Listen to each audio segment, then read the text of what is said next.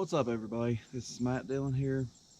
It's a hot day in Kentucky, and I had a little bit of truck problems here this weekend, and I thought it'd be a good opportunity to make a video today. I'm gonna make a video today that's covering automotive batteries and everything that you need to know about one. So I'm gonna start off with the story. The story is the other day, it was yesterday, I drove my truck to a buddy's house, turned it off, went and did whatever I was needing to do, got back in my truck, went to start it. Whenever I went to start it, nothing. It didn't crank, didn't make any sounds, and all my lights on the whole truck was flickering and acting plumb crazy. So past experiences telling me that my battery terminals was needing cleaned, and if it would have been a bad battery, then it would have slowly cranked. That would have been a tall tale sign of a battery going weak. But this wasn't doing nothing. It was like it wasn't getting a connection at all. So today's video is going to be me cleaning my battery terminals and teaching you guys stuff about automotive batteries. So okay, I've got a 2000 Toyota Tacoma 2.7 4-cylinder truck that I drive every weekend. This is my everyday driver. As you see here, the battery is a little bit aged, but I don't believe the battery is bad yet. I mean, it's probably got a little bit life left in it, but I don't know how much life left. We're just trying to see today if the terminals are corroded, and that's its problem.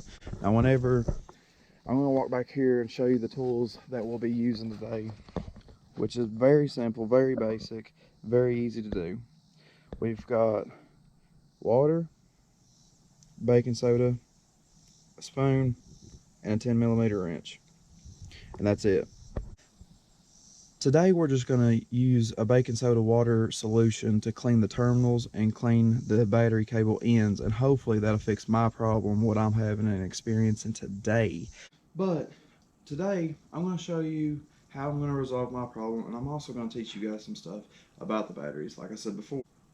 So okay, batteries are full of sulfuric acid, which is an acid that can cause chemical burns on a person. If you have a battery acid leak, then you can use baking soda to neutralize the acid and making it safe to touch, to be around, or anything like that. Now, you might say, what do I do if I get battery acid on me? Well, the first thing you need to do is, if you got baking soda, pour it on it. Pour a little baking soda on it and make it stop being so acidic. If you don't have baking soda, go to the bathroom and wash yourself wherever it is it's on you. If you've got it on your clothes, then you need to remove those clothes and wash them as well. Now, on my vehicle, a lot of people want to know what's the best battery to get for my vehicle, and how long do I need to check a battery, and etc. and etc. Most of the time, it's 3 to 4 years to check a battery to see if it's still good or whatever. But I'm going to show you today the differences in all the batteries. Whenever you go to purchase a battery and they've got 7 that's for your vehicle, I'm going to get you to understand what the differences is with them. So if you look on your battery, it's going to have code, cranking, amps, and it's going to be a 12-volt battery. Okay, that's two different things. Most of your automotive batteries today will be a 12-volt battery. If it's less than 12 volts or above 12 volts, you have a problem with the battery altogether, and it's probably going to be either a charging system not charging it up to a full 12 volts, or if it's over 12 volts, then a cell in the battery has actually erupted into another cell, causing it to have 13 or 14 volts. Whenever your vehicle's running, it is constantly putting out a 13 to 14 volt charge system to your battery, but as soon as you turn the key off, then it knocks back down to 12 volts. I know that's a little bit complicated to explain and everything. I hope I explained that to the best of my abilities for you guys. But okay, let's see here. As far as the best battery for your vehicle, they'll all work, but the longevity of the battery is what I'm about to talk about here. Okay, I got a 2000 Toyota Tacoma.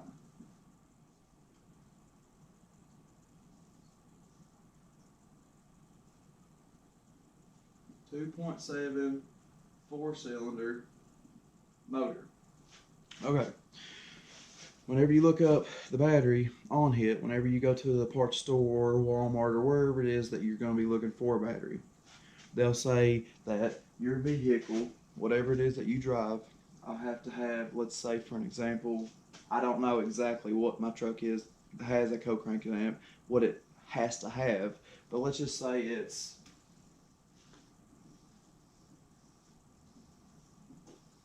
520. It has to have 520. 520 co-cranking amps. Now when it says co-cranking amps, that means that the battery is cold. It's just, what it means is it means that the battery is just cold, and that's pretty much the grunt of the battery. The 12 volt just means that it has 12 volt. It's a 12 volt system. And if it's lower than 12 volts, that you might have a charging problem, or if it's above 12 volts, that you might have a battery problem. But the co-cranking amps is actually what that battery can do, what that battery can crank as far as a vehicle. Now, I have a small 4-cylinder. It's not going to take as much to crank it over as it would a big V8 truck or something like that, or a diesel or anything like that.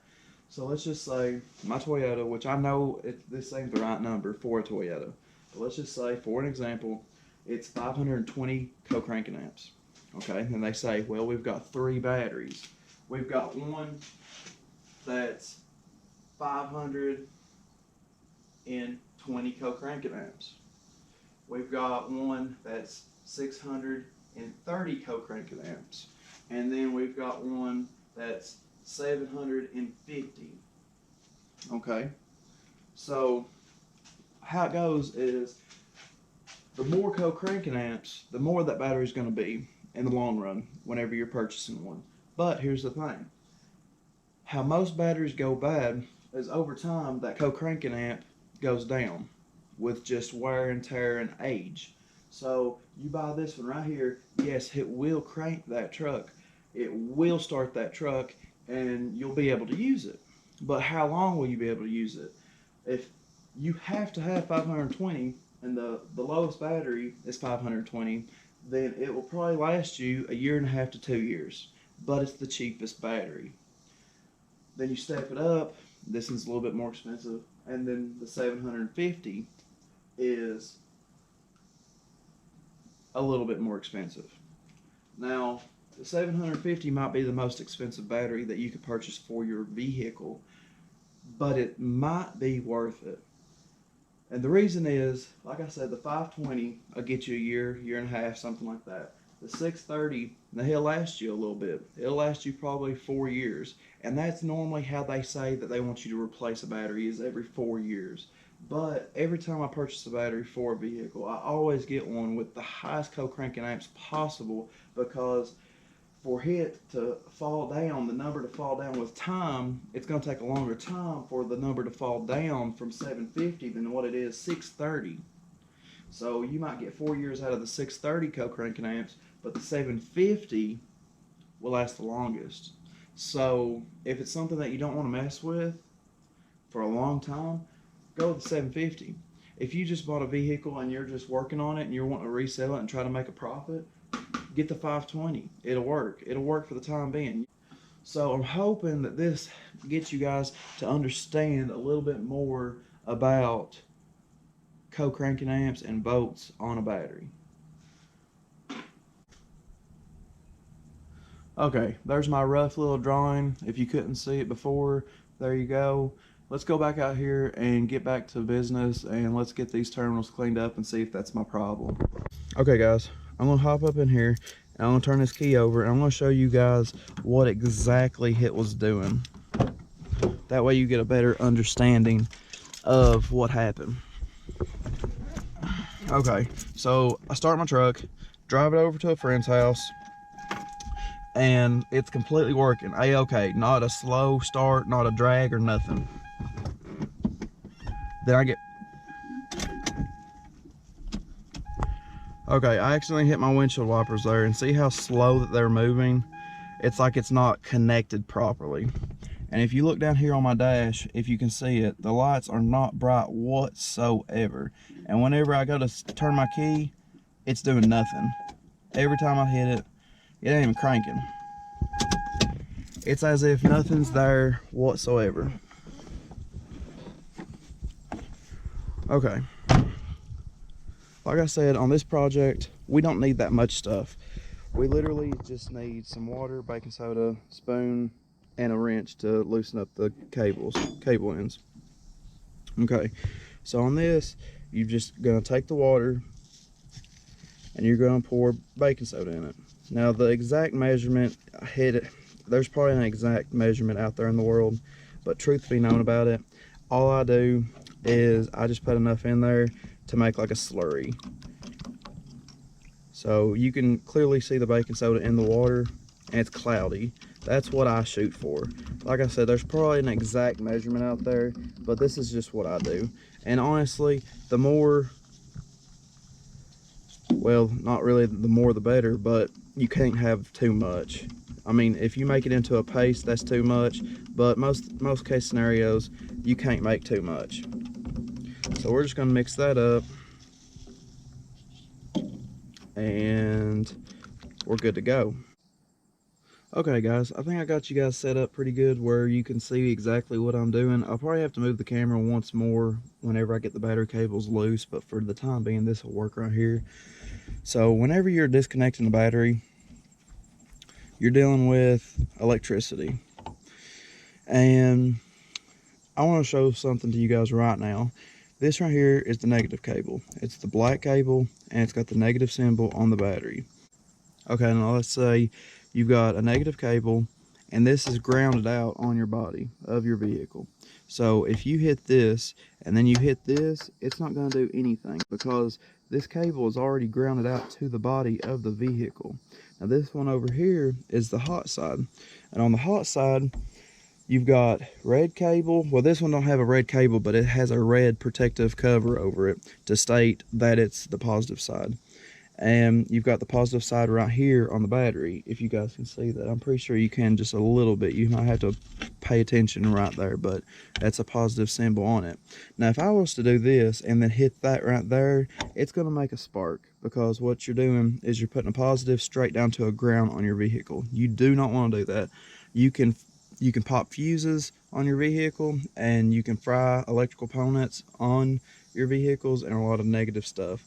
So do not do that and try to be careful while doing anything with your battery as far as grounding this out. Try your best not to do that. So what I'm going to do here is I'm going to go ahead and loosen up this negative cable.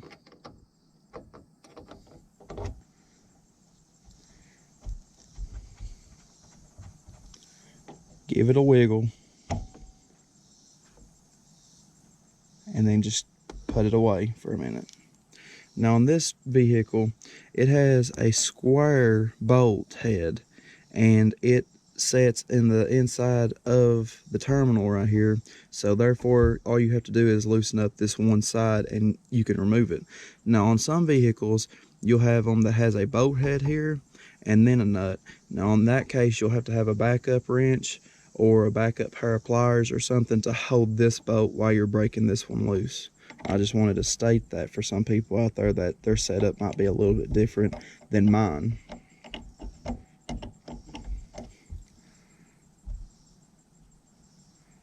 She's almost there.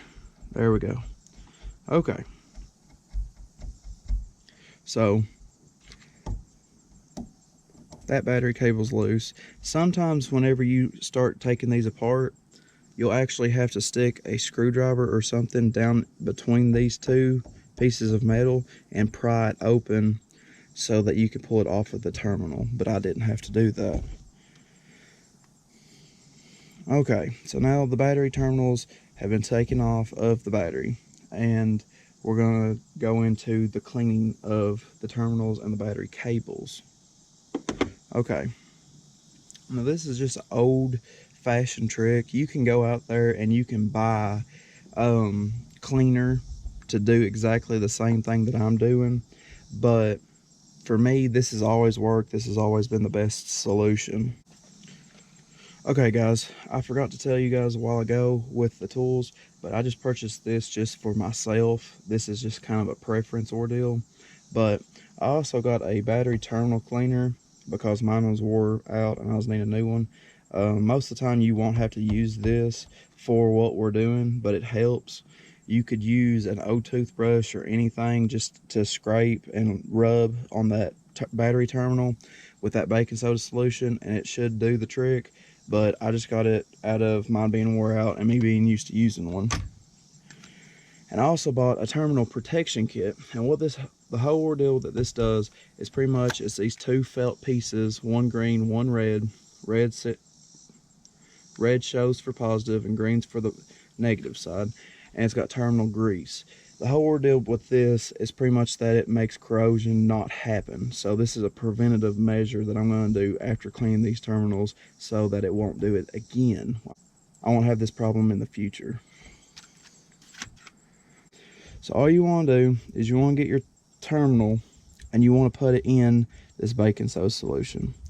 And if you look at it, it starts foaming. It starts bubbling and foaming. And that is a chemical reaction between the battery acid and the baking soda. Now the baking soda has kind of fell down to the bottom a little bit. If you can see, it's just water up here and baking soda on the bottom. I'm just going to go ahead and use my tool right here, my little 10mm wrench, stir it back up, get it back up in the water. And if you look at the terminal, you can see that it's getting green down in there. That's good, that's it working. So you just stick it back down in there, shake it around. This can be messy a little bit. Shake it around a little bit. And it's turning the water a little bit blue. And you just let it set. I'm going to go ahead and dip this side in the solution too. Or I'm actually going to just pour it over this one because I can't dip it down in the cup. So now this is the point where you want to use some kind of brush, whether it be an old toothbrush or a wire brush or whatever it is that you're using to do the job. And what you're trying to do is you're just trying to scuff up the metal. That way that solution can get down in there deeper and clean better. Because what you want to do is you want to take this all the way down. You want to take this all the way down to bare metal. You're trying to get a bare metal to terminal connection. So I'm going to take this, scuff it up. And on these little tools right here, you guys have been seeing me use this right here on the terminal end. You can also use this end right here for the terminal of the battery. You just go down there and you spin it. And whenever I pull this back off, you're going to be able to see the difference between this one and the old one. Boom. So, okay. See how that looks like a fresh battery pretty much compared to that dark gray today. Okay. If you can see about down in there, let's see what you're seeing here. Yeah, see how that's a little bit shinier than before and how that's looking like clean copper, clean brass color. That's what you're shooting for today. Okay, so I'm gonna open up this packet and I'm gonna show you guys how to go about this. Pretty much, it's pretty simple and straightforward. All you wanna do is you wanna get your washers, your little felt washers, drop it right down the motor bay and make it really hard on yourself. No, I'm just kidding, don't do that. So put the green on the negative side, put the red on the positive side. I don't really truly understand what the felt washer does. I guess it just spaces it away from the battery. I don't know for sure, but I do know the grease pretty much just doesn't let the elements get to the metal, and that's how it works. Okay, so you just take the grease, cut you an end off of it, and put you a little bit of grease on each terminal. And that wasn't even half the pack. Like, they actually gave you a good amount to do something with. And just take your finger, take something other, and just smear it all over the terminal. Smear it around the terminal. It's okay if you get it on the felt, that's fine. Just get it all the way around this terminal right here. And do that on both sides. Go all the way around your terminals. And that grease doesn't let no elements get down to the metal to make it corrode. Okay, so now what you'll do is you'll get your terminal, and I always go with the hot side first, just so that you don't have that wicked little spark. And the grease also makes it not spark whenever you're hooking your battery back up. And then you'll take it, put it down in there. Now I haven't tightened these up yet, and that's completely fine. You'll get your grease and you'll go over this part out here too, because it corrodes out here just like it does anywhere else. And I like to put it honestly on everything, and I know that's ridiculous and it sounds like a little bit of overkill, but that grease actually gets down there in the threads and everything of that boat and makes it where it doesn't rust or anything like that, so it's easier for you to take off later. I think whenever I actually first got this pickup, I'm pretty sure the battery on it, this is the same battery, it's been in it since I've owned the truck, but I'm pretty sure I already had to do this once, and I don't think I greased it up. I think I just sprayed like WD-40 or something on it whenever I put it back together, and that was my problem. Whenever this problem actually happened yesterday, I had a lot of corrosion on this negative terminal over here, and I cleaned it off just to get it to start back to get home, but yet it wasn't enough for it. So like I said before, I'm just cramming it full of grease, cramming everything I can with grease.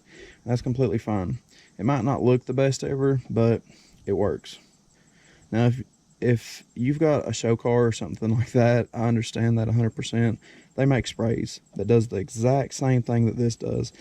And all it does is it just tints everything. It tints it red to see, I guess, to show that it's been treated. But for me and my little work truck, my little beat around in the woods truck, whatever truck you want to call this right here is completely fine for me. And now we're going to tighten this up and see what we've done has made a difference or not. Hopefully it has. And I want to thank you guys for everybody that's watched this video, especially to the end. I know that the content and the video quality and probably the sound quality, honestly, is probably complete garbage, but I'm trying my best here. This is, like I said, this is one of my first videos that I've ever made, and I like to just make videos to teach people a little bit something to help them with their life. And these terminals, I understand that these terminals look horrible, but like I said, this is just my little beat around truck. It ain't gonna be pretty. I'm not gonna be popping my hood up here at car shows or anything like that. Like, this is just, I want it to work. That's all I want out of this. I just want it to work. Okay guys, don't forget, whenever you're tightening these terminals up, make sure that this is going all the way down. That way that you're getting the best, snuggest fit that you can possibly get. Okay, so you don't want to bear down on this. You just want it snug. You just want it to where you can't move the terminal. And I think I've done that pretty good. So what I'm going to do now is I'm going to take you guys in the truck and see what it does. Put over your protective covering, all that good stuff. I'm going to take you guys in here and let's see what this thing does. Okay guys, let's see what this thing will do. Turn the key over. It seems like the lights are coming on better.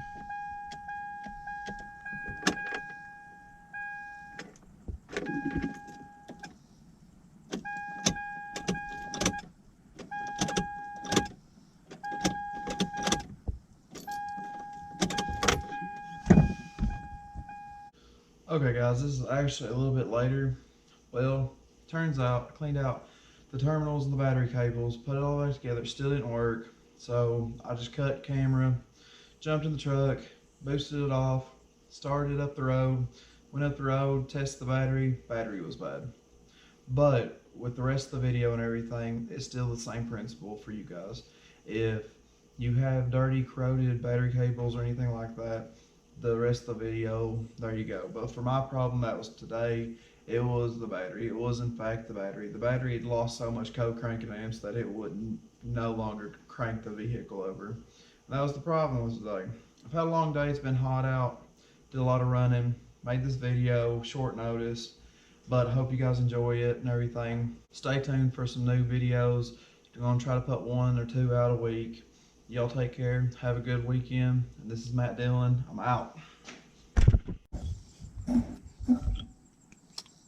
Be very careful with wire brushes. They do tend to stick you. It would probably actually be a better idea if, whenever I'm using it like that, to put the cap on it. That's kind of what it's for. Also, it is a hot day out here in Kentucky, and I am sweating profusely today. That is so disgusting to say, but I am sweating profusely today. But let's just say that I'm glistening with awesome. I'm just glistening with awesome out here working on my truck. Let's just say that.